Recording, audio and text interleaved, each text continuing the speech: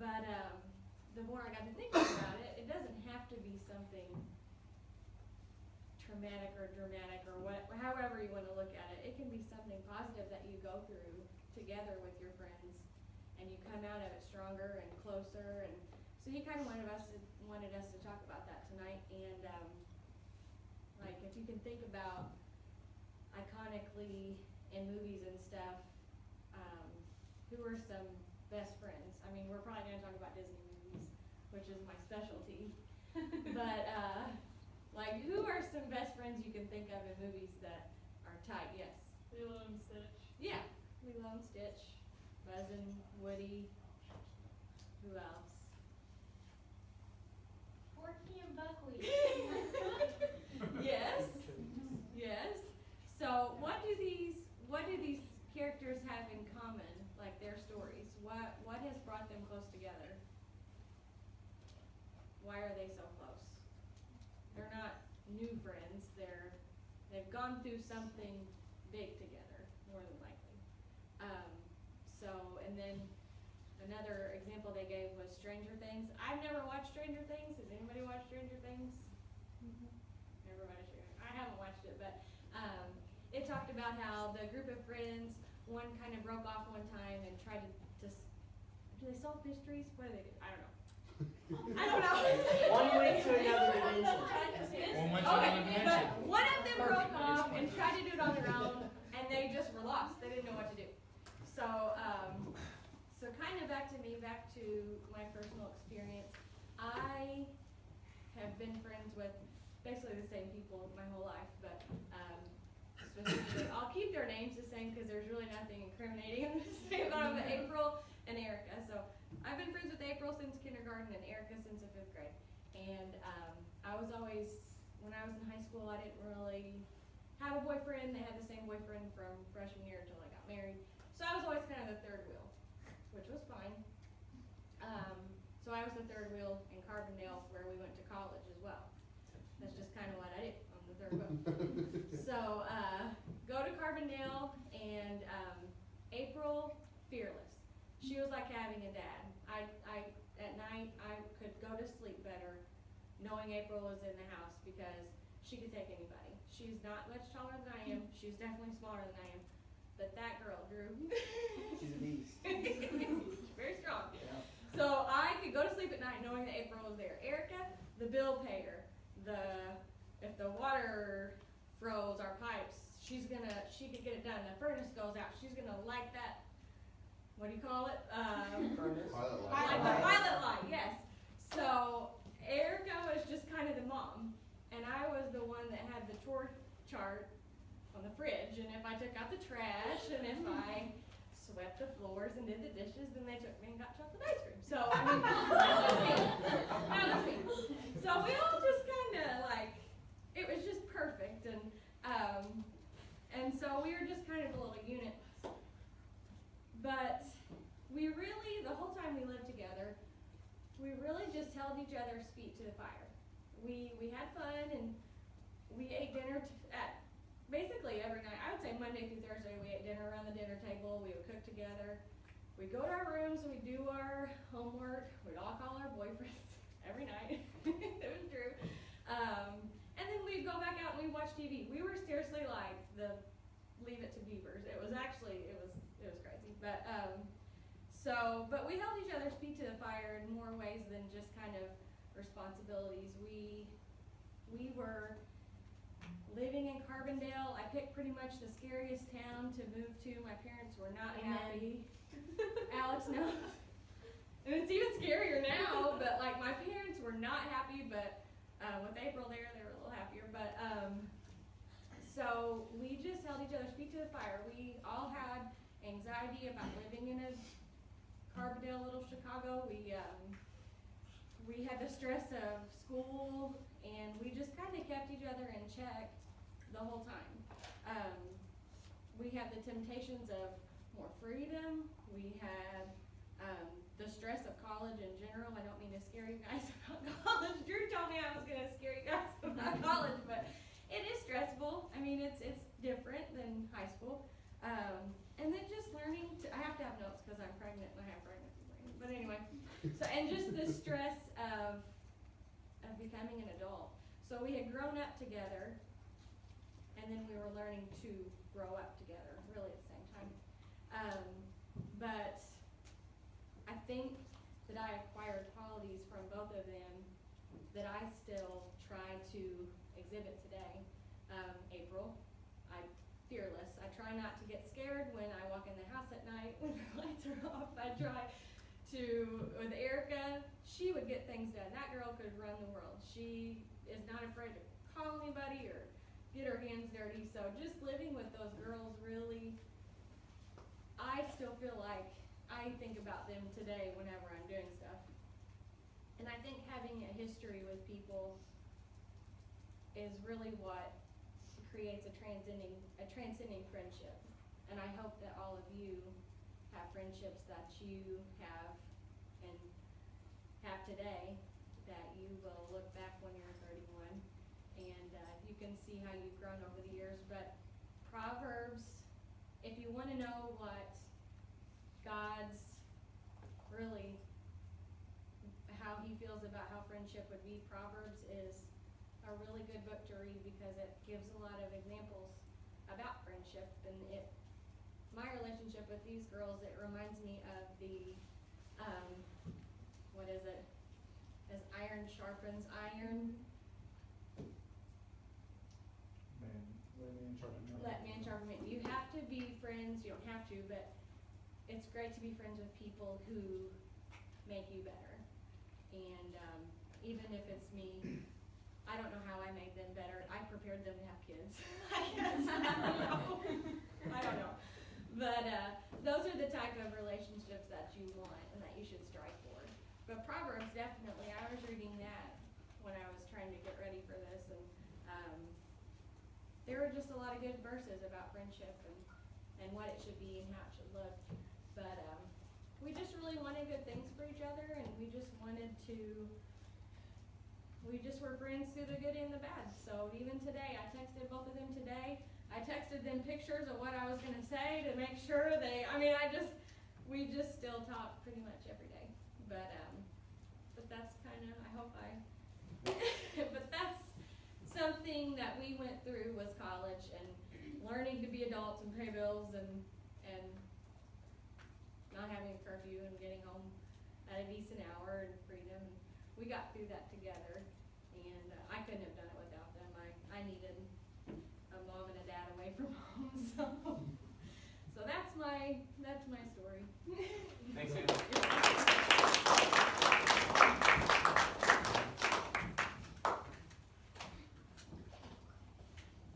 All right, you guys got your Bibles? Ecclesiastes. And I'll talk to Greg. You can probably do that on Sunday morning. Right after I do the 4, so you can. Oh, I forgot to do the It's Ecclesiastes after Proverbs, or Psalms and Proverbs, chapter 4. Did I say that yet? Chapter 4, verses 9 through 12. So if you didn't pick up on it, we're going to talk about friendships. We're going to talk about relationships. Yeah, there's some Bibles in the back. I'll get 'em. Yeah. Ecclesiastes chapter 4, verses 9 through 12.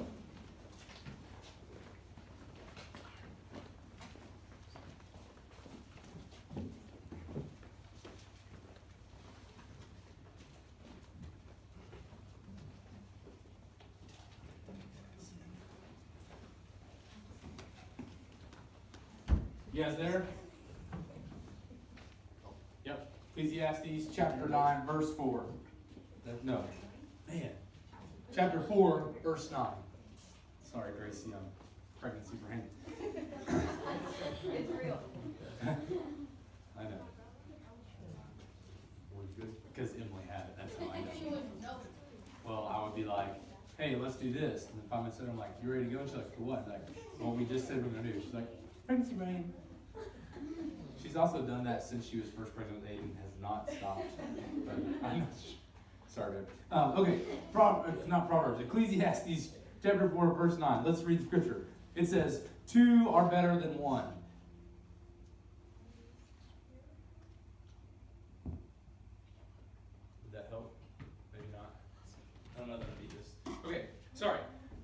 Two are better than one because they have a good reward for the toil.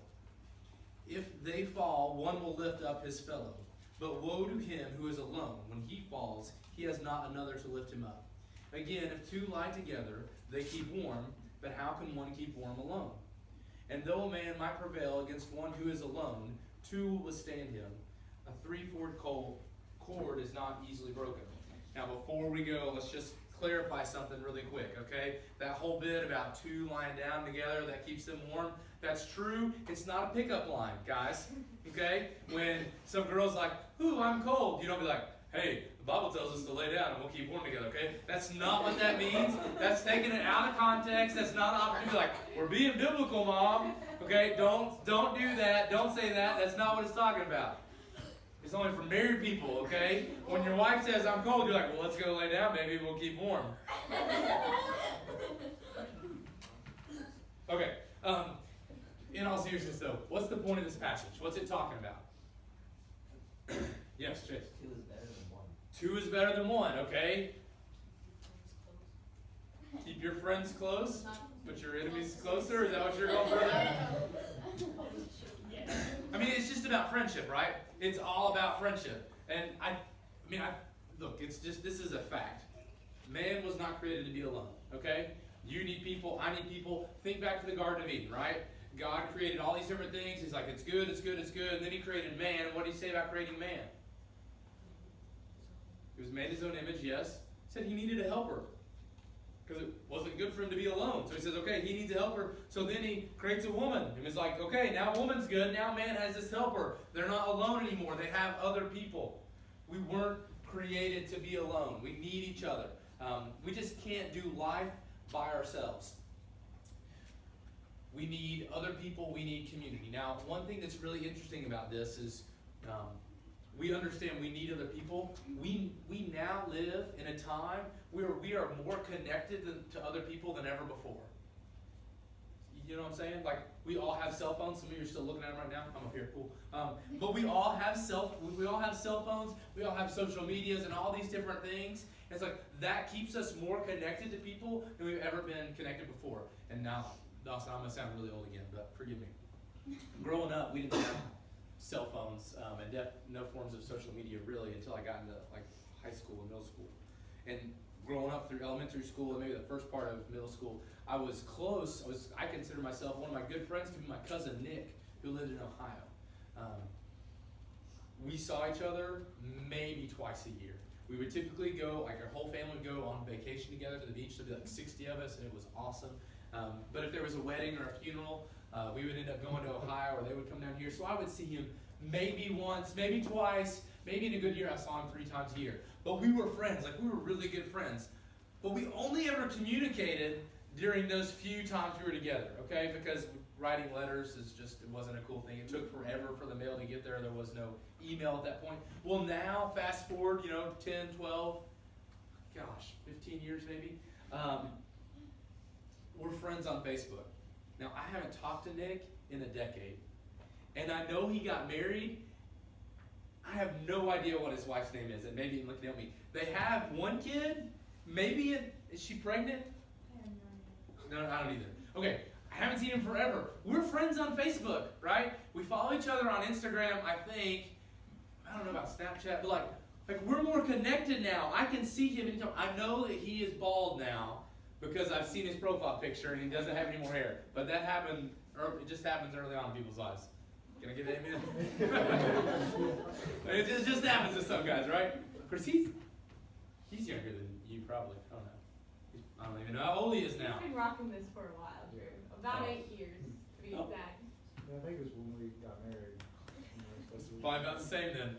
Okay, so anyways, he's a really cool guy like Denton. But my point is this, is now that we have social media, now that we can be connected, you won't believe this. When I first got a cell phone, actually when Emily and I were dating, I don't know. When Emily and I were dating, we had to FaceTime on our computers because we didn't have unlimited minutes to call each other on our cell phone. Like that was a thing. Can you believe that? Have you guys ever heard of that? You probably didn't know that.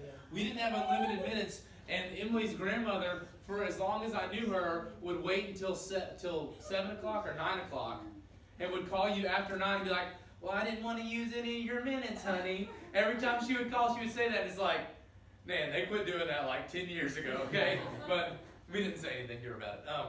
So anyways, my point is we're so connected. I could still be connected with Nick. I could talk to him every day through messages and whatever. But the reality is I'm not. I was closer to Nick 10, 15 years ago when I saw him one week a year. We live in this generation, we live in this time where we are so connected to all these different people. You might take a guess how many Facebook friends I have. I looked it up and wrote it down. Somebody take a guess. 570. Okay, somebody else. 2. 630.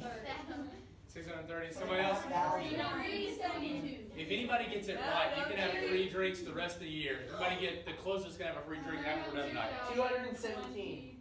375. 554. 375. 21. 250. 375. Anybody go higher than 375? 2000. Yes, I did. I went 570. 500. Wait, you said 2,000? Gracie's the closest. I have 1,638. So Gracie, you can have a free drink. I have 638 friends on Facebook, okay? You know what that means? All your grandmas are my friends. That's all that means, okay? My point is this. We live in this time where we can be so connected to so many different people, but those relationships are really shallow. They're just, you ever heard the relationships are an inch deep? We're going to say they're Facebook deep. Who in the world? I'm just kidding. One of his friends called him. He's just trying to stay connected to his friends. You just turn it off. There we go. Anyways, so stay with me. Our relationships are just Facebook deep, right? They don't have any significance to them. Just like I'm still friends with my cousin Nick. I don't even know how many kids he has. I don't know what he does for a living. Last time I knew he worked at the zoo, and that was like freshman year in high school, okay? My point is we have more friends and relationships, but we actually are more disconnected than ever. Because another statistic now is that your generation and my generation suffer from loneliness and depression more than any other generation in history. Which is odd because statistically, we are more connected to more people than ever before. But being connected to so many people, we have so many relationships that are just Facebook deep. We don't have any real relationships. And we feel lonely and depressed and sad about that. So,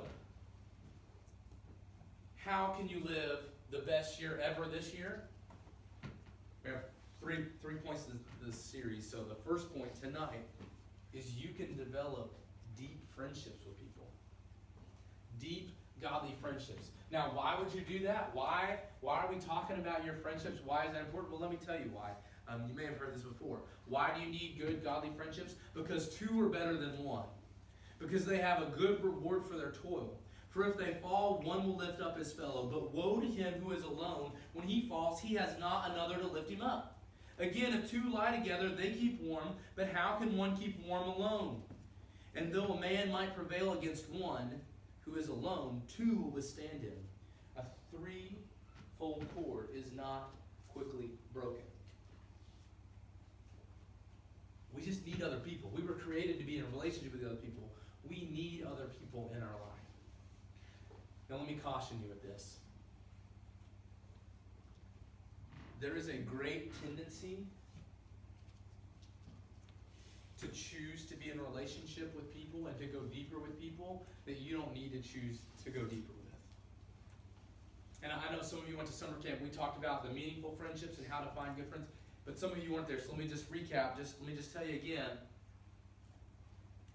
Your friends that you choose to be friends with, that you choose to have meaningful relationships with, they need to always be the type of people that when you fall down, they're going to pick you up, and then they're going to push you towards Jesus. In every situation, even if it's hard, when you fall down, they're going to come over and pick you up and push you towards Jesus. They're not the one that's pushing you down. They're not the one that when you're not around, they turn their back on you or talking behind your back. They're always going to be there for you. They're always going to pick you up and push you towards Jesus in every situation. And I'll be honest, that defines, in some ways, what a marriage relationship is. Someone who's always going to be there for you, who's always going to have your back, who no matter what the situation is going to be there to pick you up and push you towards Jesus. Now, let me caution you in this. It's really easy. There's a tendency, I think, for people to put that pressure on a dating relationship. Hear me. You cannot do that. Okay? Chase, you can't do that. Kinsey, you can't do that. Okay? Garlic, you cannot put that pressure on a dating relationship. And let me tell you why. That puts too much pressure on this dating relationship. See, what happens is someone who's always going to be there for you, someone that's going to pick you up, is going to push you towards Jesus, that kind of person is someone that you're going to develop intimacy with. The same way that you develop intimacy with your spouse. But if you start putting that intimacy into a dating relationship, you're going to end up moving too quickly, too fast. You're going to end up confusing your own emotions. And the reality is a lot of the people you date, you're not going to marry. Actually, you only marry one, hopefully. And so what will happen is you'll end up getting intimate in the way of depending on this person to always be there for you with someone, and then you'll break up. And all of a sudden, you put this pressure and this expectation on someone, and it's not their responsibility. So you need a friend outside of a dating relationship, outside of a marriage that's going to do that for you. Does that make sense? You guys are looking at me a little puzzled. Does that make sense? You want to put your pop socket up, bro? Thanks. The other point to that is your relationship can't handle that pressure because it's too young. Like Hannah was saying with her relationship, she became friends with April and Erica when she was born and in 5th grade. So, kindergarten and then born? Kindergarten and born. That makes more sense. I thought you guys were like, okay, I'm sorry. I thought you guys were like hospital buddies or something, you know. Your mom shared a room. Okay, 5th grade and then, I almost said born again. Kindergarten, thank you. That relationship takes time to build to that level, okay? Emily and I have been in relationship for, I met her in 2008. We started dating officially in 2009. And look, I'll be honest, you guys, we've talked a little before. We've just got some stuff going on in our family that's been hard. And right now, I'm doing the very best I can to pick her up and push her towards Jesus, right? Like, I feel like that's my responsibility as her husband, as her best friend. I'm picking her up and pushing her towards Jesus. And that's her responsibility when I'm struggling. We've been in a relationship with each other for 10 years where we can get to the point where we can do that. If we were to be going through what we're going through right now, the hard time, my first year of marriage, my first year of being a husband, I don't know if I was mature enough to do that. You know, like, I don't know if I was mature enough to pick her up and push her toward Jesus in that moment. I probably just would have freaked out and like gone and called my mom or something that you don't do in a marriage, okay? That's just, guys, warning. If something happens in your marriage, the answer is never to call your mom, talk to your mom. That's just not the answer. Husbands, you agree with that statement, right? Got to cut the umbilical cord. Anyways, that's a talk for another day, another time. What? That's gross. I said stop. She's your mom, man. I don't know what's so weird about that. Okay, what was I talking about? Our job to lift each other. That relationship takes time to mature before you can put that kind of pressure on it, okay? If you put that kind of pressure on Tommy after you girls have been dating Tommy for 3 weeks, Tommy's going to be like, whoa, what just happened? I'm out of here. Guys, if you put that kind of relationship on a girl after you've known her for like 10 minutes, she's going to be like, whoa, okay, he's got mommy issues. I'm out, all right? Those relationships, I don't know why when you laugh, everybody looks at each other right there. I don't know what you guys are doing. Maybe you're all looking at Emily like, why is he so weird? I don't know. Anyways, that relationship takes time, okay? It takes time in a friendship, and it takes time in a dating relationship, and you cannot put that pressure on someone you're dating. Capiche? That makes sense? That's good? We all understand that? What time is it? 6:55. Okay. I actually gave it to Landon so he could run the slides. Sorry, Chase. So, few other points. flip to Mark. That's in the New Testament. Mark chapter 14, verses 32.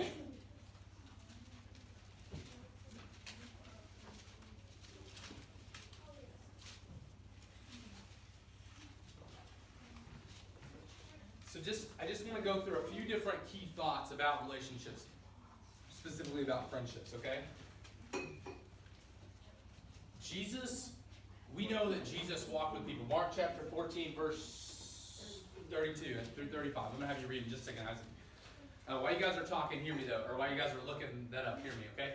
Jesus, we know that Jesus always had crowds with him. Wherever he went, he always had the crowds, right? Then he sort of had his 12, right? 12 what? Disciples. His 12 disciples. Those were his whatever squad, posse, homies, group, gang, whatever. That's who he spent most of his time with, right? But then in Scripture, we see that there were 3 disciples that he was even a little bit closer with, that frequently he would take sort of the next step, okay? Isaac, will you read that for us? They went to the olive grove called Gethsemane. Gethsemane, and Jesus said, "Sit here while I go and pray." He took Peter, James, and John with him, and he became deeply troubled and distressed. That's good, right there. So this is what's going on here, a little context, okay? Jesus in the Garden of Gethsemane, he's getting ready to go to the cross to be crucified, okay? He takes the disciples, he's like, all right, guys, stop here. Let's just stop and pray. And then he takes, what is that, Peter, James, and John? Peter, James, John, he's like, those are the guys in his inner circle. Like the ones that are his, like he has this group, and then within the group, he has even a smaller group. Like, these are my people, okay? He's like, I'm taking you with me because I've got a lot of stuff going on right now, and I just need your help. I just need you to be with me a little bit longer. Then he leaves them there to pray. Then he goes on to pray more. The point is this. In our relationships, we can't just have Facebook surface relationships with everybody. Jesus had the crowds that were always there. He had the people, right? But then inside of that huge crowd, he had the 12. And then inside the 12, he had 3, right? He demonstrates to us having that deep relationship, going further, deeper with those 3. When I say walls, like people have walls, do you know what I'm talking about? Like when people have walls, like people put up walls, barriers. We obviously don't mean literally, not like Donald Trump walls, right? Different people, you like that joke? I got 2 more Donald Trump jokes, or maybe 3, we'll see. It's all about the same thing though, so make it old. People have different types of walls, okay? People put up walls in their personality. And different people with different personalities have different kinds of walls. You guys know me, right? I tend to be pretty open about much stuff. So I would describe my wall more as like a picket fence that you can step over and see through, right? Okay? My wall's not very tall for most things, okay? And I'm okay with that. But there are other people that are more guarded, that have larger walls, okay? And they tend to keep more people out. That's okay. It's not wrong. You hear me, Asa? Okay. That's okay. It's not wrong. The size of the wall is not the issue. The point behind having the wall, though, is somebody needs to be able to come inside. I don't care if your wall is like Donald Trump, keeping the Hispanic population of Mexico out wall, like huge, big, right? It can be that big if that's your personality, and not a lot of people come in. But there's got to be somebody that's got the code to the gate to come behind the wall. Because if not, this is what's going to happen. Something is going to happen in your life. So your friend's going to get cancer. You're going to get your heart broke because somebody breaks up with you because you pushed that on them too fast anyways. Or the guy, you used that lay down joke and it didn't go over well, so you got your heart broke. Somebody's going to pass away, okay? We had 2 funerals today in the church, right? Something's going to happen, okay? Somebody's going to get sick. Your pet's going to die. Like, life's going to happen, and you're going to be hurting, and you're going to fall down. And you're going to fall down behind that wall. And if there's nobody else behind the wall with you, who's going to be there to pick you up? Who's going to be there to pick you up and push you toward? Remember, our friends pick us up, push us toward Jesus. Who's going to be there to pick you up? You've got to have somebody that has your permission, that you say, look, you can come behind this wall. I want you to be able to speak truth into my life. Didn't we start that Bible study at your house, the first one? When did we do that? Was that like 2 years ago? Yeah. A long time ago. A couple of years ago, we started this Bible study at Denton's house. It was me, Denton, Barb, and Eric. And then it just sort of grew and took off, and now we don't meet. But but for a while we had a Bible study. But what happened in that Bible study is we sort of felt like, at least I feel like, those guys in the group, they have permission to come behind my wall. They have permission to speak truth into my life. And if they see me falling, I hope that they're going to pick me up and push me towards Jesus. So last semester, I got called into the principal's office. Yeah, who gasped? I did, in a very real sense. Bart called me and was like, hey man, can you come by? Or maybe, I don't know, text me maybe. He's like, hey, can you come by? I want to talk to you today. I just need to talk. And I was like, yeah, no problem.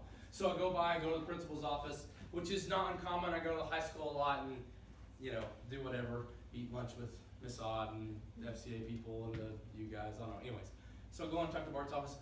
You know what Bart did? He's like, hey man, I think you may be messing up right here. I think you may be messing up. I think you're missing the mark on a couple things. I just want to talk to you about them. Was it the easiest conversation in the world? Probably not. But you know what was really good for me? Because I needed somebody to say, hey, look, I'm your friend, and I love you, and I care about you, and so I need to address this issue with you. Because I don't think you're doing this correctly. And you know what the reality is a lot of people in my life don't have permission to do that. They don't have permission to come behind that wall. Because some people, quite frankly, I don't really value their opinion. But I know Bart's a man of God.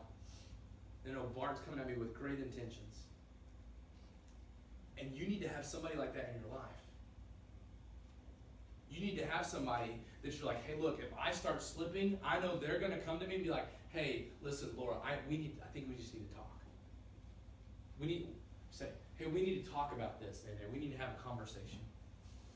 And look, you got to have that person, because at some point you're going to need them. We do life together.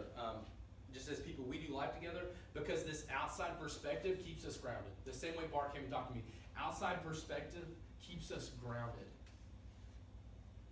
Because for me, those things that Bart talked to me about, I didn't even think twice. I hadn't even thought about them. And I probably never would have until he brought it to my attention. We need somebody that looks at us objectively and says, hey, I don't think this is what you wanted that to be.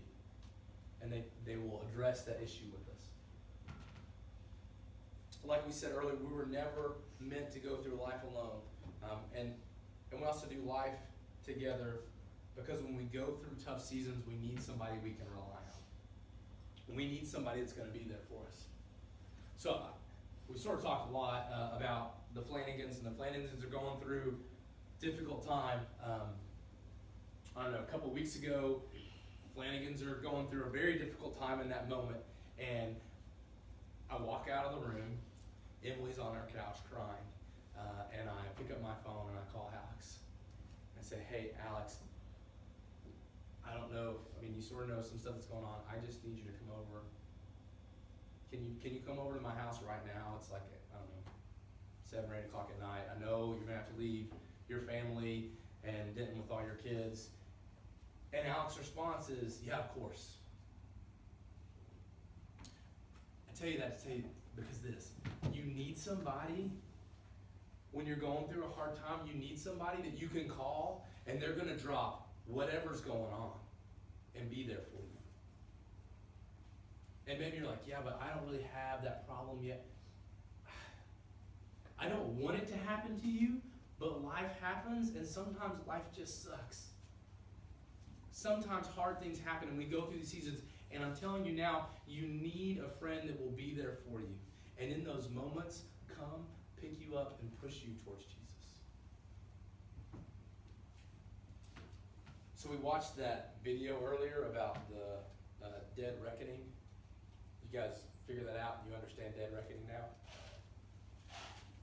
Asa, you got it right. It's like, I didn't understand. I'll be honest, I didn't really understand it either. And that wasn't the best video, but it was short enough to watch. So this idea of dead reckoning is basically, and it's used sort of in different ways depending on how it's being used, but pilots use it a lot to figure out where they are in the air by flying if they don't have their navigational equipment, which pilots most of the time have. They used to figure out where they're going, like what their trajectory is, where they're going to land. And in this book by Bob Goff, it's called Love Does, and he talks about the idea of sailing and how they use dead reckoning also in sailing. And he says, yeah, but I think in sailing they have to have 3 fixed locations. He says they use these fixed locations to sort of know the direction they're heading, okay? He says, but I think we need a spiritual dead reckoning. So let me try to explain that to you, okay? To know the direction that your life is going. If we say, look, I'm a Christian, and my life is for me to be who I am right now, to be more like Jesus, okay? That's my goal. That's my trajectory. That's where I'm going. That's where I'm trying to land. This is literally my direction, right here, straight in front of me. For me to know that I'm following that path, I need 3 points of reference. I need the Word of God. I need my family. Now look, I know some of you are like, yeah, I don't know if my family can be my point of reference. Look, there's 8 adults in the room right now, and there's only 10, but Ariana has the strep or flu or something. Strep. The reason they're here is not because they like to hear me teach. The reason they're here is not because they think I'm really funny. The reason they're here is not because they get paid, because they don't. The reason they're here is because they love you as students, and they literally want to be your family if you don't have them. So if you're like, man, I don't have family that can be my spiritual point of reference, let me just say,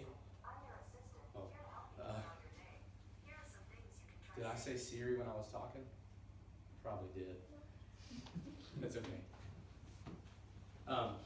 If you're like, my family can't be my spiritual point of reference, that's okay, because you have people in this room that would love to do that for you, okay? So, Word of God, family, you might want to take a guess what the third one is? Friends. Now, when I say friends, it's not the Facebook level friends, right? It's the people that you've chosen to be personal with, that you've chosen to let behind your wall, people that you know are followers of Christ, they're true disciples, and you know that they're going to what? That was cool. Lift you up, push you toward Jesus, and use the force. The Word of God, which doesn't change, right? Our family, right? Then our friends are going to lift us up and point us toward Jesus. And with these 3 points, we can know what our trajectory is. Because if I start dating somebody and quit going to church, and I start just going over here and walking this way and doing that, what's that going to do to my trajectory? It's going to alter it, right? How's my relationship with my friends, my family, and the Word of God? How is that going to change? Is it going to be noticeable? It's going to be so noticeable you're going to realize, hey, I think the trajectory of my life is going the wrong direction. You start getting into hanging out with people that are going out and drinking on the weekends. Is that noticeably going to change your trajectory, the course of your life? You're noticeably going to be able to see the difference because you no longer are going to want to read the Word of God. The friends that you used to have, you're not spending as much time with because you're going and hanging out with these other friends doing these other things, and your family's saying, look, this is not okay. You have to have these 3 points of reference so that you can know the direction of your life and make sure you're going the right direction. We good with that? We understand that as a group? Good. Here's what we're going to do. We're going to worship God a little bit because I've missed it. And, man, I don't know if I said this tonight, but the Flanagans are kind of going through a hard time. And I just need to do that, okay? That's good for me. That's good for all of us. So what I want to happen is Landon's going to run the slides. Denton, will you just pray for us? And then I'm going to throw my guitar on and turn the lights off while you're doing that.